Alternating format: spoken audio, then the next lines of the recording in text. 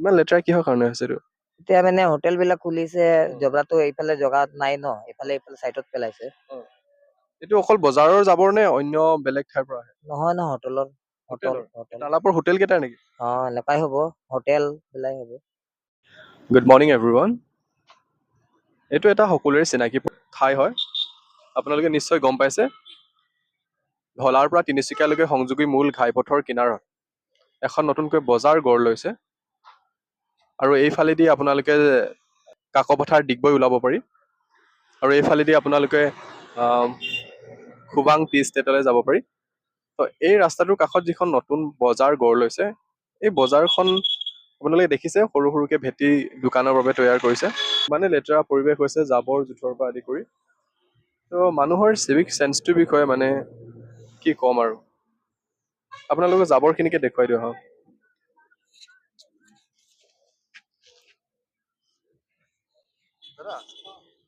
এইখিনি জাবৰখিনি যে ইমান লেতেৰা হৈ থাকে, এইখিনি মানে চফা কৰিব মানুহ আহে নাই? কি ক'লে জাবৰ জাবৰটো চফা কৰিব মানুহ আহে নাই? মানুহ বিচাৰিব লাগিব। তেনেকুৱাতো আপোনাৰ গাঁও পঞ্চায়তৰ ফালৰ পৰাতো এতিয়া যোনে উঠিলে এনেকুৱা তাত য'ত ত'ত কাম কৰাই থাকে, এনেকুৱা ফিল্টাৰ চিল্টাৰ জাবৰ চাবৰ চাফা কৰাই থাকে।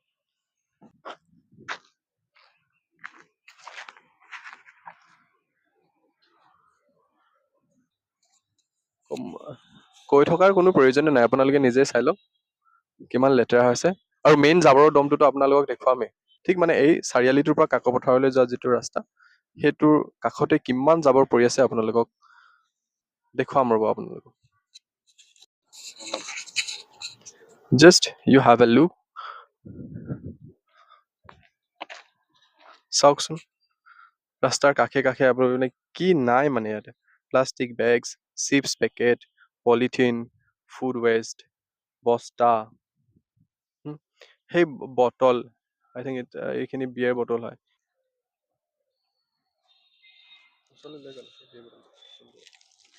বটলছ নাই, কোনো কাণ সাৰ নাই। আৰু মানুহৰ চিভিক চেন্সো কিন্তু ভাবিব লাগিব।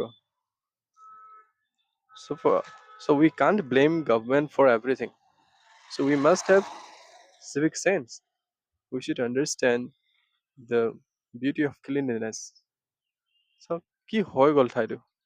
These are non biodegradable waste, যিটো আপোনাৰ কেতিয়াও এইখিনি আৰু পচি নাযায়, এইটো এনেকৈ থাকিব।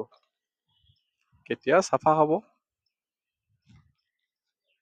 ইমানেই লেতেৰা দেখুৱাই থাকিম। আৰু মেইন ডাঙৰ দমটোতো আছেই, হিপ অফ গাৰ্বেজ আপোনালোকক দেখুৱামগৈ এতিয়া ৰ'ব। কাইণ্ড অফ মাউণ্টেইন হৈ আছে তাতে। ইমান লেতেৰা কিহৰ কাৰণে হৈছে এইটো? এতিয়া মানে হোটেল বিলাক খুলিছে, জবৰাটো এইফালে জগাত নাই ন, এইফালে চাইডত পেলাইছে।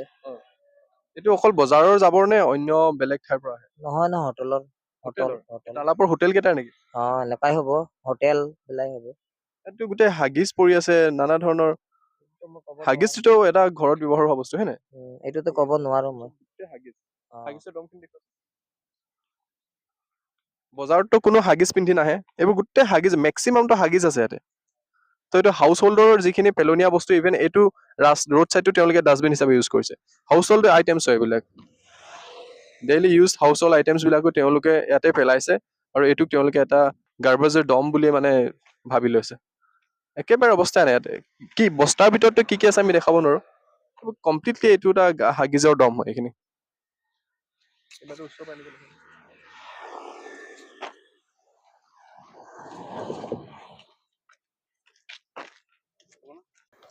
তো এইটো তালাপ গাঁও পঞ্চায়তৰ আণ্ডাৰতে হওক, নতুবা তালাপ টাউন কমিটিৰ আণ্ডাৰতে হওক, যাৰ আণ্ডাৰতে নপৰক লাগে, they must take some immediate action for this serious issue.